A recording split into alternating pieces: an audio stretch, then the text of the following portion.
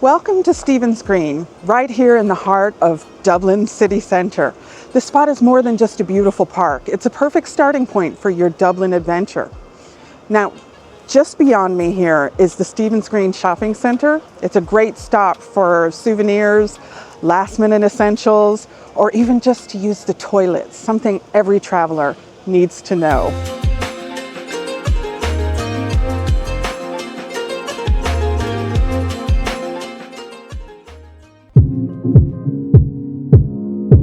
Now, first things first, the park itself. Stephen's Green used to be a kind of a living room of Dublin, and for good reason. It stretches over 22 acres right in the middle of the city. What a lot of people don't realize is that this wasn't always a public park. Back in the 17th century, it was a private green space for just the wealthy residents who lived around the square. Ordinary Dubliners used to not be able to set foot here. That changed in the 19th century thanks to a member of the Guinness family, Lord Ardilaun. He paid to redesign and reopen the park so everyone could go and enjoy it, no matter their background. So when you walk through these gates today, you're literally stepping into a gift from the Guinness brewing dynasty. And if you want to feel what it's like to actually live in Dublin, this is the place. Office workers on their lunch break will be sitting on benches with sandwiches. Students will be sprawled out on the lawns with guitars or sketchbooks. Families will be feeding ducks and swans in the pond. It's such a simple slice of life, but it's one of those things that stays with you long after you've gone home.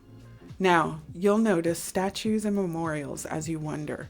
There's Wolfetone, the revolutionary leader from the 1798 rebellion, remembered as one of Ireland's great patriots.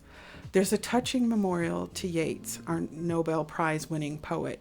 You'll also find the Fusiliers' Arch at the Grafton Street entrance, which commemorates Irish soldiers who fought in the Boer War in South Africa.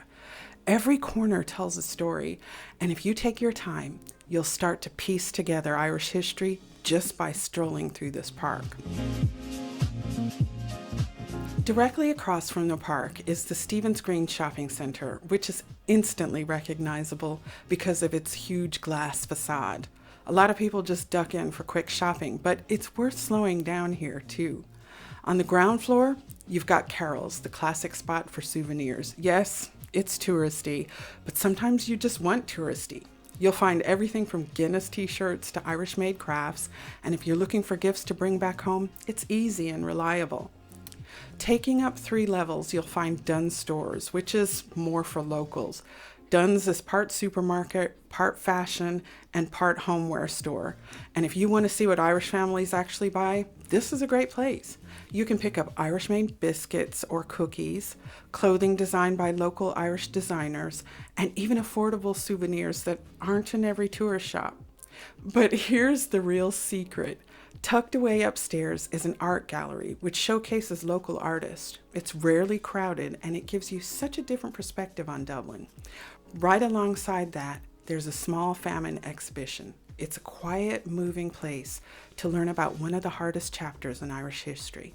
It makes you reflect on how far Ireland has come.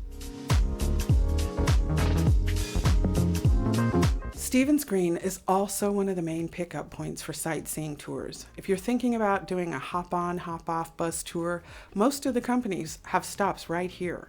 These buses are a great way to get your bearings, especially if it's your first time in the city. And then there's one of Dublin's quirkiest attractions, the Viking Splash.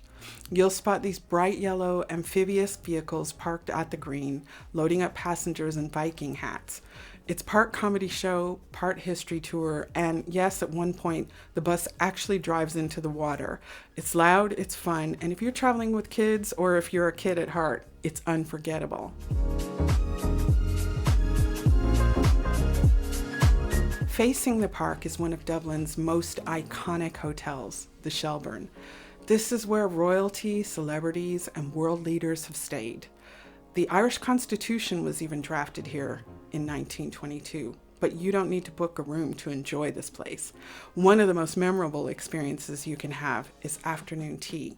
This is a unique experience with silver teapots, fine china, and a tower of delicate pastries, finger sandwiches, and warm scones served with clotted cream and jam.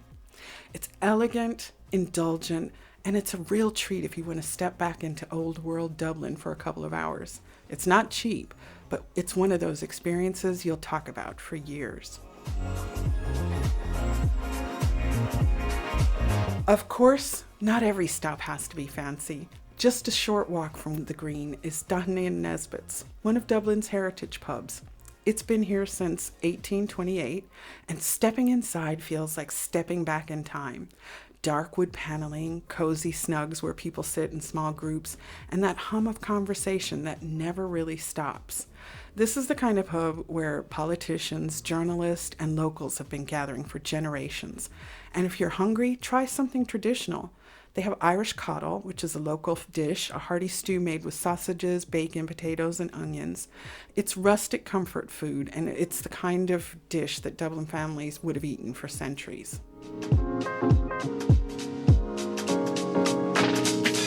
Now for something completely different, the Green Phonebox. It's kind of a coffee shop / pub / restaurant next to an old phone booth. Only in Dublin, folks. It's the kind of place you'd miss if you weren't looking, but it's fun, quirky, and it makes a brilliant Instagram moment. Plus, the food is actually kind of good. One of the reasons I recommend Stephen's Green as a starting point is that it's so practical. If you're out exploring all day, you'll eventually need a restroom, and this is one of the most convenient places in the city to find one.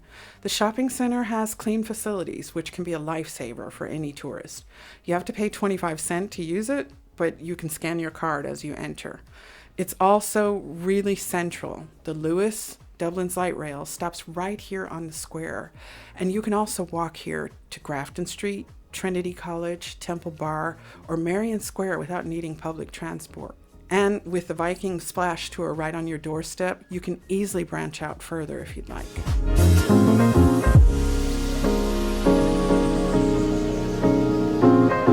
So when you're planning your Dublin trip, don't overlook Stephen's Green. It's not just a park. It's a hub of history, culture, food, shopping, and relaxation. You can spend an entire day here without ever leaving the square, and you'll come away feeling like you've touched the real Dublin. It's the perfect blend of past and present, locals and visitors, leisure and learning. And the best part is, it's all within a short walk. That's why I always say, start your Dublin adventure at Stephen's Green. You won't regret it. So start your journey here at Stephen's Green, and if you're thinking of coming to Dublin, why not download my Dublin Playbook? It's your handy guide to planning your visit to the fair city, from pre-booking to flights to accommodation, and all the advice you need for a smooth, fun, and fulfilling trip you'll never forget. If you'd like more hidden tips for exploring Dublin, don't forget to subscribe to Dublin Explorers. Slán for now, and see you in the next video. Bye.